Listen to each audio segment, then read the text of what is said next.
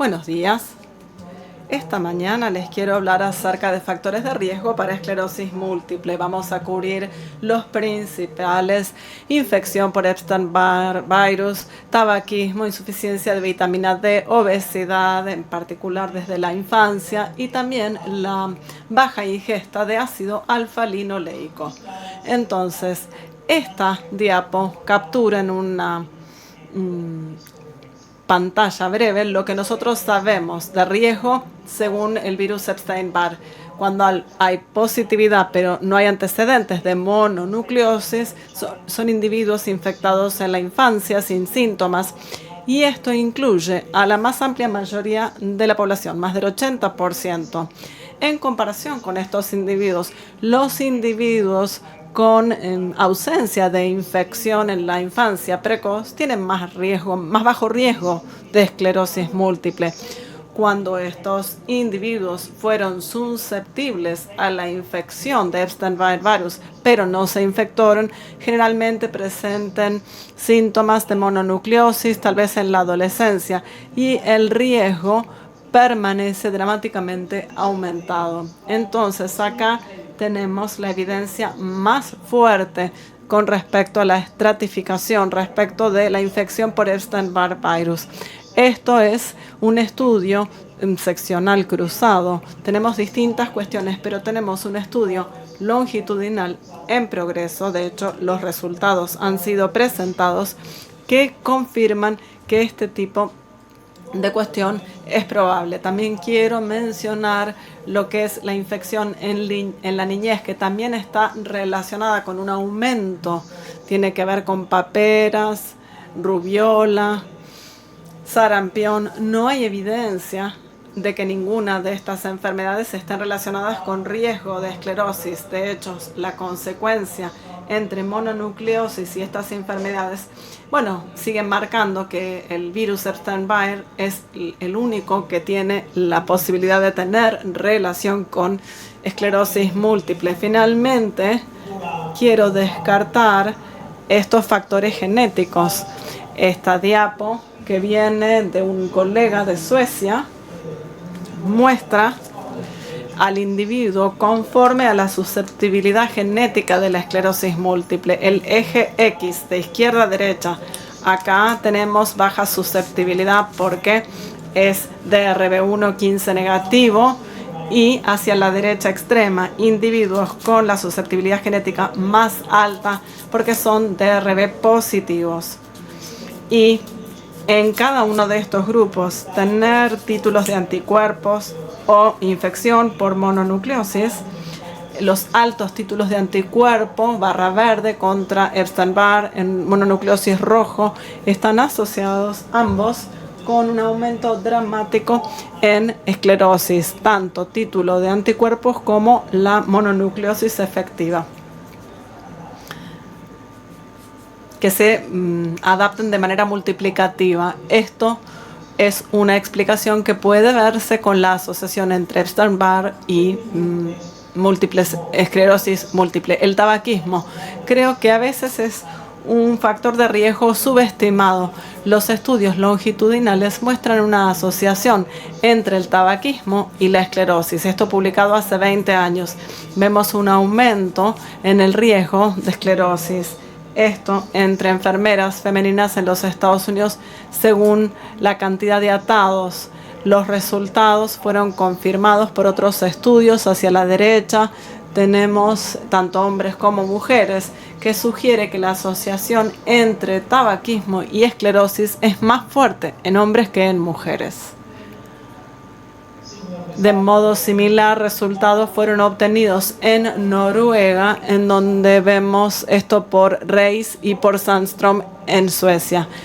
Con respecto al tabaquismo, ¿puede contribuir esto a explicar parte de las tendencias actuales? Históricamente es interesante ver que hombres y mujeres tienen distinta conducta en relación al hábito de fumar. Si observamos esta diapo, acá tenemos la prevalencia de tabaquismo entre hombres y mujeres en conformidad con el año. Para hombres y mujeres nacidos en los 30, hay una diferencia entre la probabilidad de iniciar a fumar entre hombres y mujeres. 80% de los hombres nacidos en los 30 en algún punto llegaron a fumar en comparación con solo 40% de las mujeres. Si vemos la cohorte más joven, para el 56 o el 61, la probabilidad de fumar entre hombres y mujeres se equiparó. Como resultado, si observamos la relación hombre-mujer, esta es la línea verde de conducta, entonces la relación aumenta marcadamente desde el 30 al 76. Ahora, el tabaquismo es un factor de riesgo que causa esclerosis múltiple. Vemos el cambio en la relación hombre-mujer, también va a haber un cambio en la incidencia de la enfermedad. Estos datos son de Canadá y entonces la tendencia es similar a la que se ve en el mundo occidental. Si vemos esclerosis múltiple en Canadá, la línea roja en esta diapo representa la relación observada entre hombres y mujeres en incidencia de enfermedad en Canadá dentro del mismo punto de nacimiento. La relación hombre-mujer es 1.9 de la cohorte de nacimiento de los 30 a más de 3 para la cohorte más reciente. La línea azul representa lo que uno puede esperar en base al hecho de fumar, suponiendo la relación de 1.6 en mujeres y 1.7 en hombres sobre la base de estudios similares. Resultados similares han sido obtenidos en otros países. No los voy a mostrar, pero bueno, en Dinamarca, que es el registro más grande, de más larga data, creo que el tabaquismo en parte puede explicar parte de la tendencia que estamos observando. Las mujeres tienen más riesgo que los hombres a partir de esto y esto aumenta a través del tiempo. Hablemos acerca de la vitamina D, que es uno de los factores más importantes en lo que se refiere a la prevención de este riesgo. Acá vemos que la mayoría de la vitamina D proviene de la exposición a la luz del sol y no tanto de la dieta. Ahora existe simplemente un estudio longitudinal que ve las ingestas de suplementos en más de 30.000 mujeres en esta cohorte, como vemos acá, en donde la ingesta dietaria de vitamina D y otros nutrientes se evaluó cada 4 años. Vemos acá distintos casos de incidencia y los resultados que los muestra la siguiente diapo. Las mujeres que toman 400 unidades por día o más de vitamina D tienen 40% menos riesgo de desarrollar. Esto ajustado según otros factores de riesgo.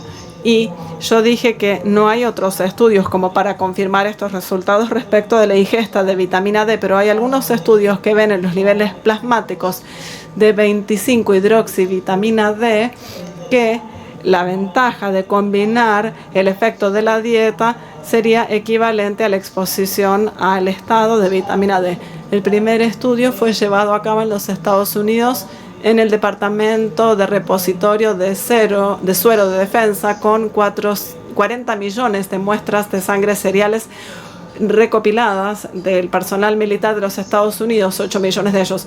Vemos que 257 casos fueron identificados de enfermedad versus 514 controles pareados por edad, sexo y grupo étnico.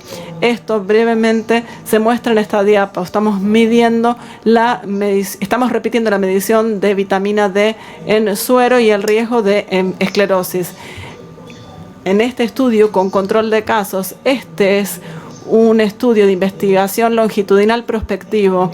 El nombre Nested puede llegar a ser poco entendible porque no es el clásico de control, sino que se trata de un estudio longitudinal control en lugar de donde se mida la vitamina D en 40 millones de muestras, se la mide en muestras representativas de la población que ha generado los casos, y esto es una importancia crítica. Entonces, si vemos los resultados en esto con respecto a hombres y mujeres de raza blanca, vemos que los que están en el quintil más alto de tienen un 60% o más de 60% menos de riesgo de desarrollar esclerosis que los que están en el quintil más bajo. Las unidades están en nanomoles. El quintal más alto es aproximadamente 100 nanomoles de vitamina D por litro, lo cual corresponde a 40 nanogramos o 100 nanomoles que corresponden a su equivalente en nanogramos. Vemos acá otros factores de riesgo, lo que incluyen la latitud de ingreso en las Fuerzas Armadas. Tenemos que considerar la cantidad suficiente de afroamericanos. Los afroamericanos tienen mucho más baja tasa de desarrollar sin que se encuentre algo específicamente en esta población. Entonces es algo puramente hipotético. El resultado puede ser confirmado en distintas cortes, independientemente de si esta es una corte de Suecia. En este caso en particular, los datos dicotomizan 75 nanomoles. Vemos acá mujeres con los niveles de por encima de 100 nanomoles para utilizar los mismos valores de corte que el estudio en Estados Unidos. Mujeres con más de 75 nanomoles, un 60% de menos riesgo que entre las mujeres por debajo de este valor. Y si pasamos a la población con niveles más bajos de vitamina D, mujeres en Finlandia, la cohorte de maternidad de Finlandia, si observamos el panel inferior que se basa en mujeres con al menos 2 muestras de sangre antes del inicio, bueno, esto es una cohorte longitudinal, acá el nivel de vitamina D se mide en el embarazo al principio y el rango de valores de vitamina D es mucho más bajo que en la población previa. La categoría más alta está predefinido según los valores de corte. Las mujeres con más de 50 nanomoles fueron elegidos acá y cuando tienen menos de 30 nanomoles de vitamina D, que se considera un nivel de insuficiencia, tienen 2 veces más riesgo de desarrollar esclerosis múltiple. Entonces, puede llegar a haber una confusión mayor, tiene que ver con lo que se ha considerado en los estudios de randomización mendeliana, ver los factores perigenéticos que tal vez implican, más allá de la vitamina D, tengan que ver con otras cuestiones. Hay otros estudios y individuos con una predisposición genética a tener más bajos niveles de vitamina D tienen más alto de riesgo de generar la enfermedad. Esto da más evidencia con respecto a la asociación causal entre insuficiencia de vitamina D y el desarrollo de la esclerosis. La evidencia es fuerte. Cuando hablamos de bajos niveles de vitamina D, hay más alto riesgo de esclerosis, hay ciertas incertidumbres, datos insuficientes en grupos étnicos negros y otros. Hay una edad crítica. Los datos que sugerimos implican que la vitamina D es importante incluso en la vida adulta, no solamente en la niñez. Y lo que es importante acá es la respuesta a la dosis. Puede llegar a cambiar en distintas regiones. Entonces, el nivel óptimo está sugerido por el estudio de los Estados Unidos, 100 nanomoles o 50 nanogramos. Casi toda la población que conocemos tiene niveles por debajo de esto, entonces a menos que uno viva en un lugar soleado, probablemente pueda beneficiarse si aumenta el consumo de vitamina D. Bueno, implicaciones para la prevención: 80% de adultos jóvenes por debajo de los 100 nanomoles, por debajo de los niveles óptimos. Se pueden llegar a niveles sanos con suplementación entre 1000 a 4000 unidades de oral, o por ejemplo la exposición judiciosa al sol, obviamente para evitar el cáncer de piel, obviamente. Entonces hay alto potencial para prevenir la esclerosis. Los ensayos randomizados pueden contribuir a demostrar la causalidad, pero será difícil de llevar a cabo. Mis recomendaciones entonces es poder tener un buen nivel de vitamina D, incluso entre individuos con altos riesgos por causa familiar. Esta es la misma cohorte que yo les mostré al principio, la relación entre la vitamina D en la dieta y el riesgo de esclerosis múltiple. El índice de masa corporal en los 18 años, no en la vida adulta, está críticamente asociado con el desarrollo. Mujeres con más de 30 IMC bueno, más de 2 veces de desarrollar esclerosis múltiple que en mujeres con peso normal. Ahora, esto es un estudio de Dinamarca, más de 3.000 niños con medición de altura y peso al estar en la escuela en Copenhague, nacidos entre el 1940 y el 83, y vemos acá el registro de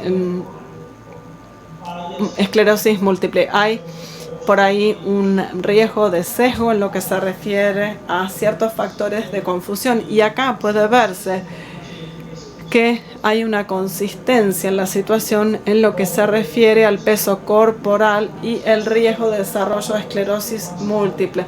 Esto tiene un desvío estándar con respecto al peso corporal, 5 kilogramos en volumen.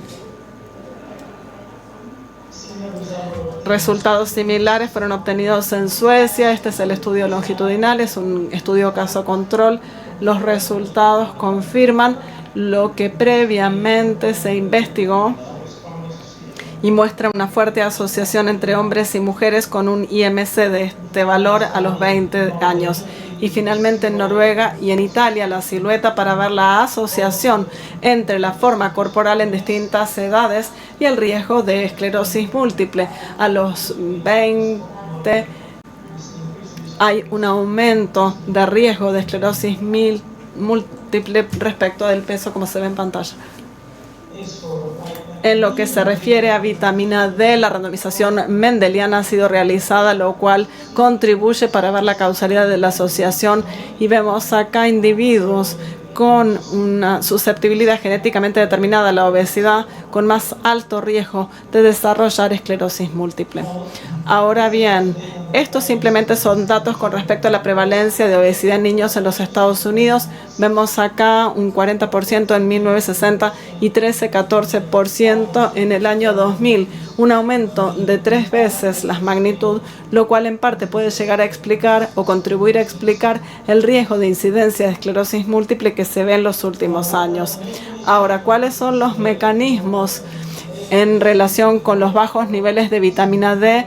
La curva acá, incluso con la suplementación, hay un aumento en el nivel en suero entre individuos no obesos. La vitamina D puede llegar a ser una posibilidad.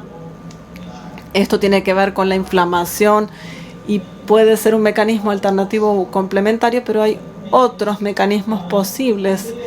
La randomización mendeliana como estudio sugiere que la obesidad puede ser independiente de la vitamina D. Creo que la conclusión con respecto a esto sigue siendo respondida a partir de esto. Entonces, si nosotros combinamos estos datos en conjunto, primero tenemos que decir que si hablamos de poder prevenir la infección por Epstein-Barr virus, entonces vamos a reducir, pero no hay una vacuna contra esto. Entonces acá lo que podemos ver es que se podría lograr con respecto a la prevención a partir de lo que se conoce hasta ahora y en qué podemos intervenir. Evitar el tabaquismo, bueno, lograría un 8% menos, suplementación con vitamina D, prevención de la obesidad 7.8 y la prevención de la mononucleosis, que en teoría se podría alcanzar en los niños que son infectados con el Epstein-Barr inicial en la vida, también nos ahorraría un 5% adicional.